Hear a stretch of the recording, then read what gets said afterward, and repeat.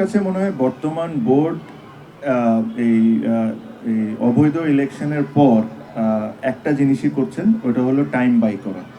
আমি কেন এই কথাটা বলছি, আমি খেলা বাংলাদেশের মাটিতে হবে না এটার পক্ষে আমি না। যে খেলা হইতে হবে, আমি সবসময় খেলা হইতে হবে, হোয়াট এভার হ্যাপেন্স, খেলা মাঠে থাকতে হবে। কিন্তু ধরেন যে ক্লাবগুলা আজকে খেলছে না, তাদেরকে যেভাবে করে বঞ্চিত করা হয়েছে ইলেকশনে, তাদের প্রোটেস্ট করার আর কি কোনো জায়গা আছে, কোনো উপায় আছে? না, কোনো উপায় তো নাই। আচ্ছা, তারপরে যখন এই ক্লাবগুলা খেলছে না, তখন এই ক্রিকেট বোর্ড বলেছে যে এই 8টা টিমের জন্য তারা টুর্নামেন্টটা একটা আয়োজন করবে।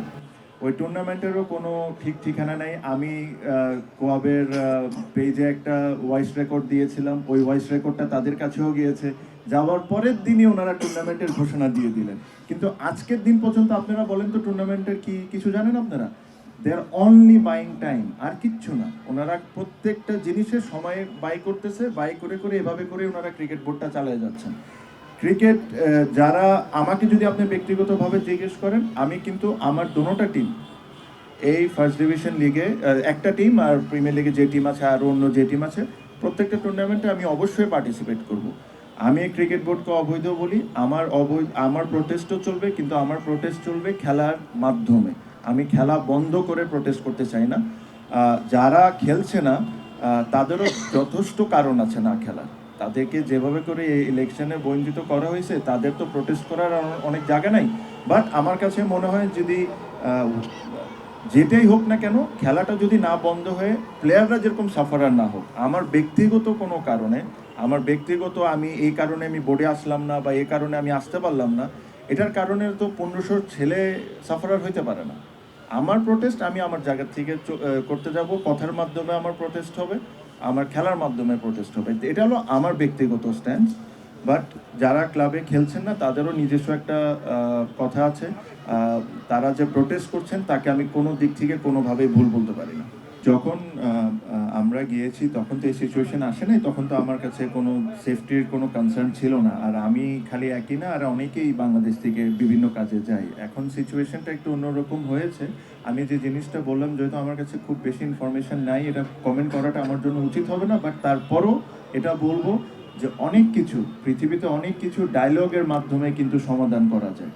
তো ওই ডায়লগটা আপনারা শুরু করেন, কথা বলেন, ওটার ওইভাবে যদি সমাধান হয় তাহলে সবচেয়ে ভালো। আর যে কমেন্টগুলো আমি আপনাকে বলছি, কমেন্টগুলোর বলার কারণটা হচ্ছে যে আপনি একটা ফাইনাল সিদ্ধান্ত নেওয়ার পর, ওই ডায়লগ করার পর একটা কমেন্ট দেন, এটা পাবলিকরে জানান। আপনি যদি প্রতিটা স্টেপ পাবলিকরে জানান, তখন খামাকা একটা আনসার্টেনসি তৈরি হয়ে যায়, যেটা এখন হয়ে গিয়েছে। সো আজকে যদি কালকে 1 সপ্তাহ পর যদি সিদ্ধান্ত যদি চেঞ্জ হয়ে যায়, চেঞ্জ হয়ে যদি অন্যরকম হয়, তখন আবার আপনার প্রথম কমেন্টের আপনি কি উত্তর দিবেন? ঠিক না? সো এই কারণে আমার কাছে মনে হয় আপনারা ইন্টারনালি সিদ্ধান্ত নেন, সিদ্ধান্ত নেওয়ার পর যাই ডিসিশন হয়, আমি একটাই জিনিসই আশা করব, ইট হ্যাজ টু বি বাংলাদেশের ক্রিকেটের ইন্টারেস্টের সবচেয়ে আগে এটা চিন্তা করতে হবে। বাংলাদেশ ক্রিকেটের ভবিষ্যৎ চিন্তা করতে হবে, চিন্তা করে সিদ্ধান্তটা নেওয়া উচিত। দেখেন, আমি যদি বোর্ডে থাকতাম, তাহলে আমার ডিসিশন মেকিংটা হয়তো আমার ভবিষ্যৎ সব কিছু চিন্তা করে। হ্যাঁ, অনেক কিছুই ঘটছে, জিনিসটা একটু ক্রিটিক্যাল এই মুহূর্তে হঠাৎ করে একটা কমেন্ট করে দেওয়া। বাট আমি অবশ্যই একটা জিনিস আপনার মাথায় রাখতে হবে, যে সবাইকে একসাথে মিলে অনেক সময় ডায়লগে অনেক কিছু সমাধান করা যায়। আপনার নিজের বাংলাদেশের অবস্থান ওয়ার্ল্ড ক্রিকেটে কি, বাংলাদেশের ভবিষ্যৎটা কি হইতে পারে, সব কিছু চিন্তা করে আমার সিদ্ধান্ত আমি নিতাম। আমরা বাংলাদেশ ক্রিকেট বোর্ডকে একটা ইন্ডিপেন্ডেন্ট বডি মনে করি। অবশ্যই গভর্নমেন্ট এটার অনেক বড় পার্ট, আপনার গভর্নমেন্টের সাথে আলোচনা করতে হবে। বাট বাংলাদেশ ক্রিকেট বোর্ডকে যখন আমরা ইন্ডিপেন্ডেন্ট বডি মনে করি, তো বাংলাদেশ ক্রিকেট বোর্ডেরও নিজস্ব কিছু একটা ডিসিশন থাকতে হবে। আর তারা যদি মনে করে এই সিদ্ধান্তটা নেওয়া ঠিক, তাদের ওই সিদ্ধান্ত নিতে হবে। বিকজ পাবলিক ওপিনিয়ন অনেক রকমের থাকে। আমরা যখন খেলতে যাই, তখন অনেক ধরনের দর্শক ইমোশনসে অনেক কিছু বলেন। বাট সব কিছু যদি আমরা ওইভাবে করে চিন্তা করি, তাহলে আপনি এত বড় অর্গানাইজেশন চালাতে পারবেন না। বিকজ আপনার আজকের ডিসিশন কিন্তু আগামী 10 বছর পর কী এফেক্ট পড়বে, এগুলো সব কিছু চিন্তা করে যে জিনিসটা আমাদের বাংলাদেশের ক্রিকেটের জন্য ভালো, বাংলাদেশের প্লেয়ারদের জন্য ভালো, ওই ধরনেরই ডিসিশন নেওয়া উচিত, যেটা আমি ব্যক্তিগতভাবে ফিল করি। যেহেতু আমি ক্রিকেট বোর্ডে এখন নাই, তাহলে আমার সিদ্ধান্তটা আপনাকে বলতে পারছি না। যদি আমি থাকতাম তাহলে জানতেন। আমার আমার কাছে যেটা মনে হয়, আর আমি হয়তোবা আমি ওই জায়গায় থাকলে এই কাজটা অবশ্যই করতাম, যেহেতু এটা একটা সেন্সিটিভ ইস্যু, এটা আমি পাবলিককে কমেন্ট করার আগে নিজেরা ডিসকাশন করে নিতাম। পাবলিকলি যখন আপনি একটা কমেন্ট করে ফেলেন, তখন ওটা সঠিক হবে না ভুল হবে, ওখান থেকে আপনি ফিরে আসাটা খুব ডিফিকাল্ট হয়ে যায়। সো পাবলিক কমেন্ট করার আগে আমার কাছে মনে হয় ইন্টারনালি আপনারা নিজেরা ডিসিশন নেন, আপনারা কি করবেন না করবেন। লাস্ট মুহূর্তে যায় আপনি পাবলিক কমেন্ট করেন, হয়তো খুব আর্লি যখন আপনি করে ফেলেন, তখন আবার আপনি পিছনে আসতে পারেন না।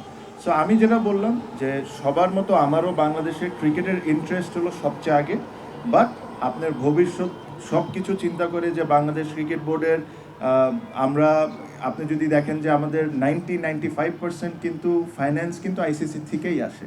তো সব কিছু আপনি বিবেচনা করে যেটা বাংলাদেশ ক্রিকেটকে হেল্প হবে, আপনি ওই সিদ্ধান্তটা নিতে হবে। বাট হঠাৎ করে এখানে থেকে একজন পাবলিকলি একটা কমেন্ট করে দিচ্ছে, ওখান থেকে আরেকজন পাবলিকলি কমেন্ট করে দিচ্ছে, এই জিনিসটা আননেসেসারি একটা সিচুয়েশনটাকে আরও বেশি খারাপ করে ফেলে। সো আমার দিক থেকে আমি এটাই বলবো যে আপনারা আপনাদের মতো সিদ্ধান্ত নেন, বিকজ আপনাদের কাছে ইনফরমেশন মিডিয়া বা নর্মাল কমন পাবলিকের চেয়ে আরও অনেক বেশি, আমার চেয়েও অনেক বেশি। সো আপনারা যেটা সঠিক মনে করবেন সিদ্ধান্ত নেওয়ার পর, তারপরে আপনারা পাবলিকলি একটা কমেন্ট করবেন। এটা না যে প্রত্যেকটা দিন পাবলিক কমেন্ট করছেন, যেটা এখন হচ্ছে। আমি প্রথম সিলেক্ট হই বা ন্যাশনাল টিমে যখন খেলা শুরু করি, এই যে বিল্ডিং যেটা দেখছেন সিতারা টাওয়ার, আমি এখানেই থাকতাম। এখানে আমি কয়েক বছরই স্পেন্ড করেছি। সো এই মাঠটা আমার জন্য নতুন কিছু না। সবচেয়ে ইম্পর্টেন্ট যে জিনিসটা হলো, আমরা সবসময় একটা কথা বলি যে খেলাটাকে আবার মাঠে ফিরে নিয়ে আসতে হবে, এটা যেই ফর্মে হোক না কেন।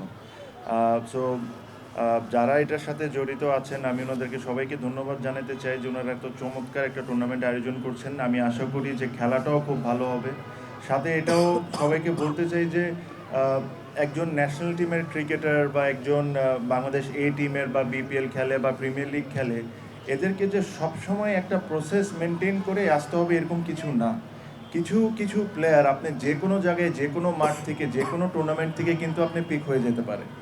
তো এটার জন্য আমার কাছে মনে হয় যদি একটা ভালো সিস্টেম থাকতো আমাদের বাংলাদেশ ক্রিকেট বোর্ডে, ফর এক্সাম্পল, যে এরকম এরকম অনেক টুর্নামেন্ট হয়তো বা অনেক বাংলাদেশের অনেক কোনায় হচ্ছে, বাংলাদেশ ক্রিকেট বোর্ডের যদি একটা স্কাউটিং টিম থাকতো, নিজস্ব যদি স্কাউটিং টিম থাকতো, নট নেসেসারিলি যে বাংলাদেশ ক্রিকেট বোর্ড যে টুর্নামেন্ট আয়োজন করবেন ওনারা ওখানেই যাবেন, বাট ওনাদের দায়িত্ব থাকবে যে ওনারা প্রত্যেকটা জেলায়, বিভাগে, সিটিতে যে দেখবেন যে টুর্নামেন্ট কই হচ্ছে, যায় ওনারা খেলা দেখবেন। সো এখানে ইউনিভার্সিটিতে 32টা team, if I am not wrong, 32টা টিম খেলবেন। এই 32টা টিম থেকে দুইজন তো এমনও হইতে পারে যে স্পেশাল কেউ, ওকে তো আমরা এমনও হইতে পারে যে আমরা ওকে সিস্টেমে নিয়ে এসে ওকে নার্সিং করে একটা ভালো ক্রিকেটিং ক্যারিয়ার তৈরি করে দিতে পারি। তো আমি আশা করব যে বিসিবিতে এখন যদি নাও হয়ে থাকে, ভবিষ্যতেও এরকম স্কাউটিং টিমের তারা ব্যবস্থা করবে, যাদের কাজই হবে যে এসব ধরনের টুর্নামেন্টে যায় প্রত্যেকটা ছেলেকে দেখা যে কার কার কী কী অ্যাবিলিটি আছে। সো এটা আমি খুব ফিল করি, আর আশা করি যে ভবিষ্যতে কোনো দিন যদি আমি সুযোগ পাই বাংলাদেশ ক্রিকেট বোর্ডে যাওয়ার, এই কাজগুলো আমি অবশ্যই করতে চাই।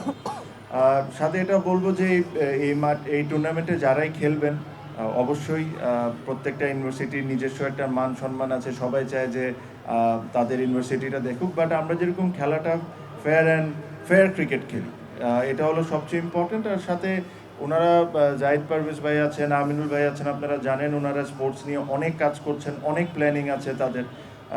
এই জিনিসটাই আমার কাছে সবচেয়ে বেশি ভালো লাগছে যে হ্যাঁ, ন্যাশনাল ইলেকশন আসতেছে, পলিটিক্যাল অনেক কিছু হয়, বাট পলিটিক্যালের মাধ্যমে যে ক্রিকেট বা ফুটবল বা স্পোর্টসকে যে ওনারা প্রায়োরিটাইজ করছেন, that is a great thing বাংলাদেশের জন্য। বিকজ আমি রিসেন্টলি একটা ইন্টারভিউতে বলেছিলাম যে ঢাকা সিটিতে যদি আপনারা এলিট লেভেল যাদেরকে আমরা ধরি, এলিট পিপল যাদেরকে ধরি, যারা ধরেন ধানমন্ডি, বনানী, ডিওএইচএস, গুলশানে থাকে, আমাদের ওই কালচারটা যে বিকাল 3টা-4টার সময় যে আমরা মাঠে যাই খেলতাম, ঠিক এখানে দেখেন যারা বাচ্চারা এসে এখানে খেলছে, এই কালচার থেকে আমরা আস্তে আস্তে সরে আসতেছি। So it is very important যে ওই কালচারে আমরা আবার ফেরত যাই। আর আই এম শিওর এই ধরনের টুর্নামেন্ট এই জিনিসটাকে হেল্প করবে যে বাচ্চাদেরকে মাঠে ফেরত নিয়ে আসার জন্য। এটাই আমাদের সবার চাওয়া। আমি অ্যাজ আ স্পোর্টসম্যান, পারভেজ ভাই অ্যাজ অ্যান অর্গানাইজার, আমিও এখন অবশ্য অর্গানাইজার, সাথে এখানে যারাই আছেন আমরা সবাই এটা চাই যে স্পোর্টস আমরা যেরকম Bangladesh as a sports loving country হয়ে দাঁড়াতে পারি। So my all the best to the tournament, all the players, all the universities. আর আশা করি খুবই চমৎকার টুর্নামেন্ট হবে। আর ইনশাল্লাহ টাইম টু টাইম আমারও দেখা হবে।